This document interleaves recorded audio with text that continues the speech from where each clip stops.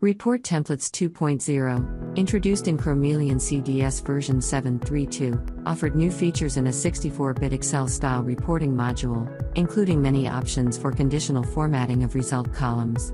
Report Templates 2.0 can utilize conditional formatting. Let's look at some water results for the amount of fluoride. The summary table shows all the sequence injections, and the amount column can be conditionally formatted. Simply choose a greater than value. And the out-of-specification results are highlighted. It's easy to clear the formatting and set another style. Icon sets cover a wider range of results. Like these traffic lights, but these colors are the wrong way. So the rule needs to be edited. To reverse the icon order and change the top value.